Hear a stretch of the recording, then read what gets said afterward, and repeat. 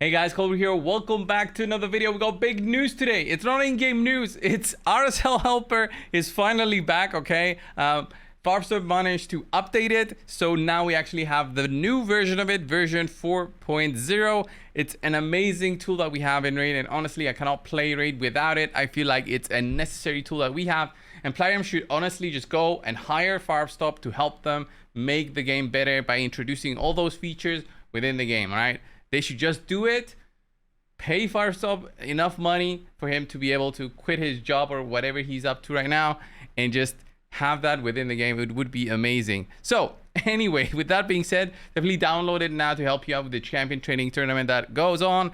And we have some other big news that, well, these are usual news, not really big. We have always these CVC events, right? Every other week or so, we have CVC events.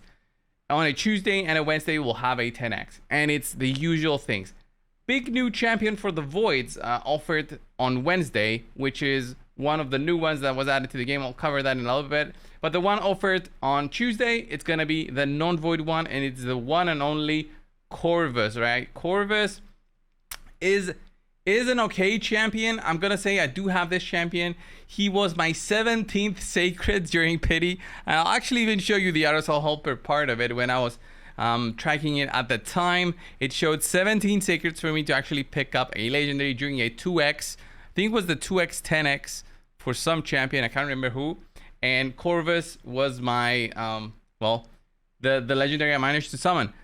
Not the most amazing champion in the game, but definitely has his uses because of his very unique kit. Has a poison and a poison sensitivity within his A3 skill. Poison AoE, then poison sensitivity, which boosts the damage from poisons. Great thing to have in an AoE poisoner. Of course, increase the duration of all enemy debuffs on his A2, which helps you do even more damage, and also can increase the duration of all ally buffs by 1 turn. Passive is very unique as well. Decrease the damage enemies under poison by up to 25%. So this can be very, very good for Doom Tower pushes. It can be very good for Clan Boss, of course, reducing the damage you take from the Clan Boss and any other, enemy who can take poisons. The damage they do will be reduced by 25%. It's huge, honestly. Can even use it possibly against the Sand Devils Necropolis, but it's very difficult to time the poisons correctly for them to actually stay on and then mitigate the damage, right? And decrease the damage. A1 also decrease attack, very cool thing to have, and this is why he is a cool champion to get overall. Would I summon during this 10x? No.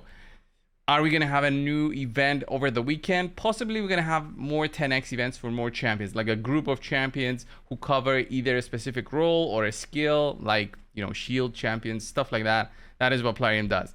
Are we gonna have ever a guaranteed with Ancients? It's been at least 6 months now, 7 months. I'm gonna say probably they'll never do those again. I don't know. It feels like they completely ignored the fact that they haven't done those for quite a while, and we won't see any of those ever again, maybe in 2023. Who knows? Anyway, Corvus the Corruptor, definitely a solid champion. I'm not going to summon for him. Obviously, I have one already. Even if I didn't, I still wouldn't summon. He's just an AoE poisoner, which I have already, and does not completely change your account if you do get him. So don't summon out of a possible event. There's no events that will help you with the fusion that is going on right now, the fragment collection that is going on right now for Jetney. So I would say here's a skip, right? Next one, though, is the Ogryn Tribe's very unique champion, Grazer, the Iron God, right? This is the Void champion that everybody has been saying is the next best in terms of comparing him to Acrizia.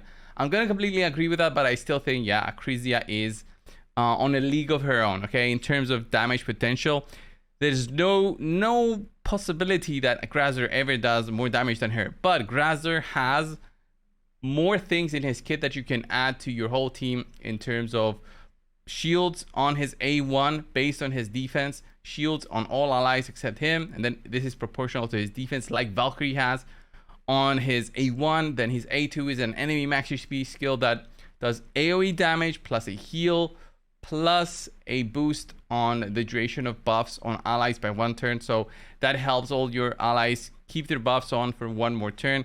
Very, very strong for the Hydra. Very strong possibly for Clan Boss as well. And then the A3, big AoE plus a provoke for 1 turn. Again, very strong for the Hydra. Increased resistance and increased defense buff on all allies makes this huge as well for just keeping everybody alive. The increased defense helps with his A1, which is the shield. And then an amazing passive, which is very similar to what Vogoth has, but much better because this goes up to 70% of the damage received. All right, when he gets attacked, he heals everybody else and then does that as half of it, so 35% if he gets hit by a boss. And then an active effect, if everything else was not enough, he's got an unkillable buff for 1 turn before receiving a fatal hit. So overall, great 2 defensive champions offered. Will I go for Grazer? No, because I have Acrizia. Would I go for him if I didn't have Acrizia and I needed help with the Hydra? Possibly yes, but remember guys, voids are very, very difficult to get, very difficult to summon the champion during a 10x. I would only go for the big 10x's, and me personally, I go for the Necrits, the Taraz, the Marichka. Those are the biggest champions in the game right now, I would say, in terms of voids. Acrizia if you want to be PvE, but for PvP, it's those 3 champions that I've mentioned. Grazer is, I guess, the next best thing, but maybe if you're somebody who has like a low amount of voids like I do, maybe wait up and save up for another Acrizia 10x. They've done, I believe, 2 or 3 10x's so far since Acrizia was launched. At least 2. I'm gonna say at least 2. So the chance of them doing one again in 2023 is very possible. Are you gonna lose anything by waiting? No, you're actually gonna be stacking up more voids through your clown bosses that you're doing and your Doom Tower runs and everything. Anywhere that you get voids, you'll slowly stack those up, and then maybe you can test your luck. So that's it for today, guys. Again, the biggest news was RSL Helper. Anything other than that, I'll post another video, I guess, if we get more news. But I think the biggest thing we can wait for is probably going to be the Raid Call of the Arbiter episode 2 with Aethel.